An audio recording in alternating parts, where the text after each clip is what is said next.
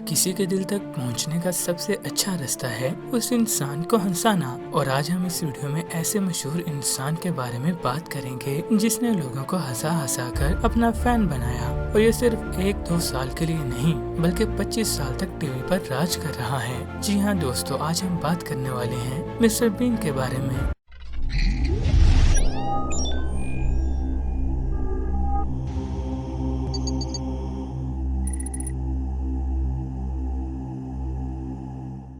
Mister been ने पूरी दुनिया को ये बता दिया कि कॉमेडी करने के लिए ये जरूरी नहीं कि आप लोगों के सामने सिर्फ मजेदार बातें ही करें, बल्कि असली कॉमेडियन तो वो है जो आपको बिना कुछ कहे हंसाता है। मिस्टर बीन, जिनका नाम रोवन एटकिंसन है और इसे आप जरूर पहचानते होंगे, लेकिन क्या आप ये जानते हैं कि ये इंसान जो ऑन स्क्रीन बहुत ही फनी और बेवकूफ इंसान होने की एक्टिंग करता है, वो रियल लाइफ में भी ऐसा नहीं है, बल्कि उसका उल्टा कहा जा सकता है। और इन्होंने न्यू कैसल यूनिवर्सिटी से इंजीनियरिंग में ग्रेजुएट किया है। आपने शायद ये भी नोटिस किया होगा कि मिस्टर बीन ने एक्टिंग करते वक्त एक भी लफ्ज को सही तरह से बोला नहीं।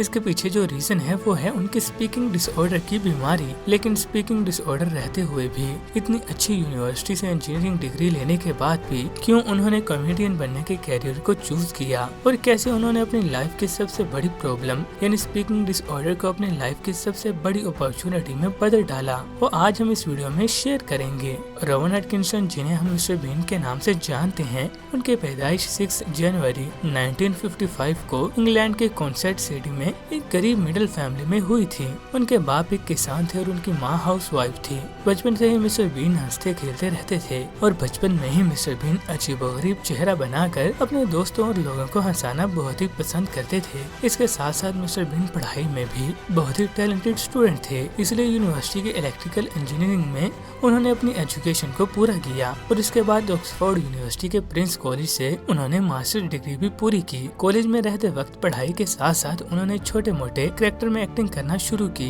इस दौरान मिस्टर बीन ने स्क्रिप्ट लिखना भी शुरू कर दी और उन स्क्रिप्ट के कैरेक्टर को स्केच करते वक्त, मतलब वो कैरेक्टर दिखने में कैसे होंगे, उन लोगों का एटीट्यूड कैसा होगा, ये सब डिसाइड करते वक्त उन्होंने नोटिस किया कि विजुअल कॉमेडी में वो काफी एक्सपर्ट हैं। और आहिस्ता आहिस्ता उनके अंदर सेल्फ कॉन्फिडेंस बढ़ने लगा कि विजुअल कॉमेडी की दुनिया में अगर वो कोशिश करें तो कुछ बड़ा करने की ताकत रखते हैं। और उस हिसाब से ही वो कॉलेज में रहते वक्त कई तरह के प्ले एक्ट में पार्टिसिपेट करते रहे।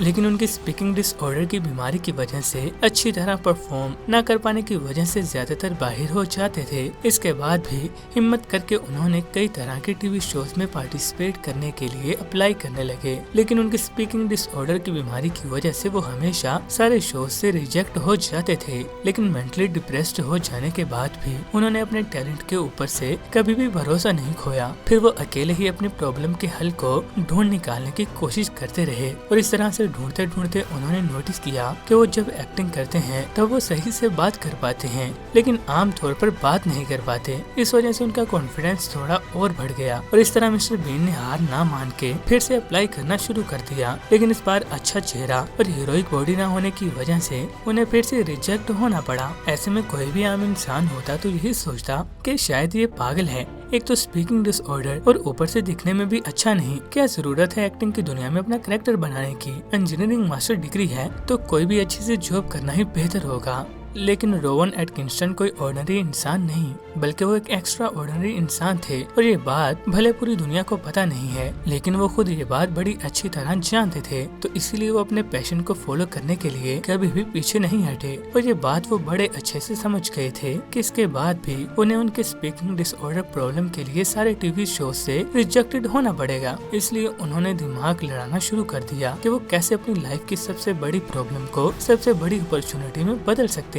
और ठीक उसी तरह से तैयार हुआ मिस्टर बीन कैरेक्टर। उस वक्त ऑक्सफोर्ड यूनिवर्सिटी में उनके साथ राइटर रिचर्ड कर्टिस और रॉबिन ड्रिसकोल की मुलाकात हुई थी और उनके साथ डिस्कस करके उन्होंने मिलकर मिस्टर बीन टीवी शो बनाने का प्लान बनाया। मजे की बात तो ये थी कि मिस्टर बीन के कैरेक्टर का नाम पहले मिस्टर व्हाइट रखा गया था, लेकिन बाद में सभी ने मिलकर मिस्टर बीन नाम को ही चूज किया। इसके बाद साल 1990 में मिस्टर बीन शो पब्लिक किया गया और बहुत ही कम वक्त के अंदर ही सारे लोगों को ये टीवी शो पसंद आया और इस शो के दौरान वो ब्रिटेन के सबसे मशहूर कॉमेडियन बन चुके थे और इसी वक्त उन्होंने द विचेस फिल्म में भी काम किया। उसके बाद साल 1994 में एक और नई फिल्म द फोर वेडिंग में भी काम किया था और इसी के साथ साथ वो फिल्म इंडस्ट्री के बहुत बड़े इंसान भी बन गए थे। डिज्नी की फिल्म द लायन किंग में उन्होंने जाजू नाम की चिड़िया के लिए खुद की आवाज दे दी। साल 1995 से 2003 के दौरान उन्होंने rat race, Johnny English, Scooby Doo, thin blue line और लव एक्चुअली फिल्मों में भी एक्टर के रूप में काम किया था और फिर हर फिल्म में ब्रिटेन में काफी धूम मचाई। इसके बाद साल 2005 में उन्होंने क्राइम कॉमेडी फिल्म कीपिंग मम में भी काम किया और उस फिल्म में उनके साथ ब्रिटेन के मशहूर एक्टर नियाल जॉनसन और रिचर्ड रोजो भी नजर आ गए।